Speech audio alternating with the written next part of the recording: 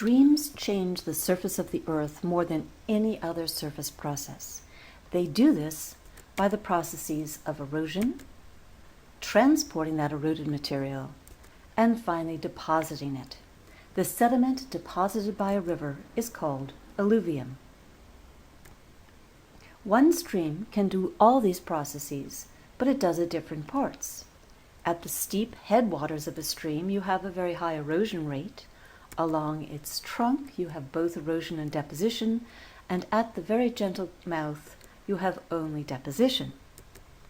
We can call the steep headwaters young, the middle mature, and the mouth we can refer to as being old. However, one river, given enough time, can go through all these processes. So a mountain river can wear away the mountain till it exists no longer, and the entire landscape is flat. This peneplain is the result of so much river erosion that there's almost no gradient left at all. All of the rivers that would drain this peneplain would be old.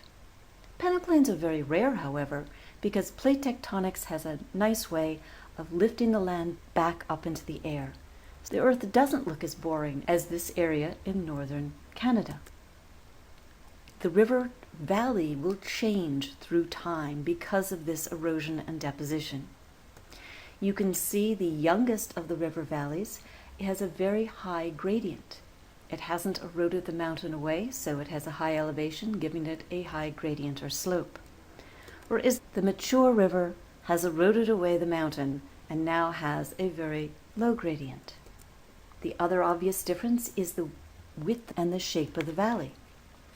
The young valley is narrow and deep. It has a V shape, whereas a mature river has a very, very broad shape, almost a U. Looking at a young river, notice that we have waterfalls and rapids. If you see any white water, you know you've got a young river.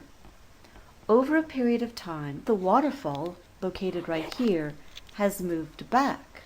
That movement is called headward erosion because it's eroding toward the headwaters. Eventually, every waterfall will erode itself out of existence. The other obvious change happening to this river is that it is down-cutting. This river has only bedrock. There's no sediment deposited by this young river. These are all young rivers. You see the white water and you see a nice V-shaped valley. Eventually, of course, the river slows down and starts depositing some sediment.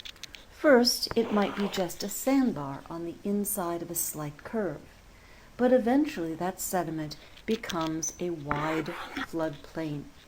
Plain because it's flat, flood because it's covered in water during floods.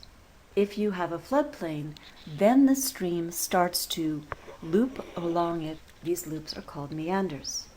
And when a meander hits the side of the bedrock, it erodes it by lateral erosion. But we're also starting to form some tributaries.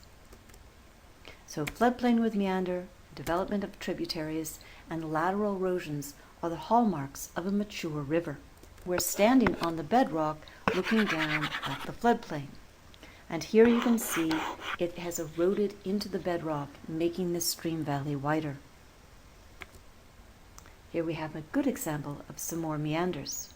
When a meander cuts itself off, you have what's known as an oxbow lake. By the time a river gets very old, the floodplain is so wide that a meander almost never gets to erode away any of the bedrock again. Also notice we have a few more features here. On the side of the river, every time it floods, it deposits a little more sediment on either side of the stream channel. That becomes a natural levee. The tributaries have a hard time getting through to the stream, so very often they will parallel the stream for a while before they join it. Those tributaries are called yazoo streams or yazoo tributaries.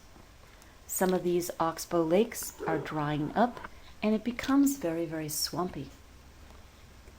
So here we have one of the best examples of an old river, and that is the lower Mississippi. The floodplain is gigantic. And here we have a river called the Yazoo River. which has given its name to those tributaries that flow along the floodplain. This is a natural levee. It doesn't look all that impressive, but all it has to do is be a little bit higher than the floodplain around it, and it prevents the water in the floodplain from draining very well. We often take the sides of the river with their natural levees, and we make a much larger levee, an artificial levee, to prevent the rivers from flooding. You can see the swampiness along the floodplain of the Mississippi River. This back swamp probably received a recent flood because you can see the high water mark on the trees. By the way, if you have trees, you call it a swamp, and if you have only grasses, you call it a marsh.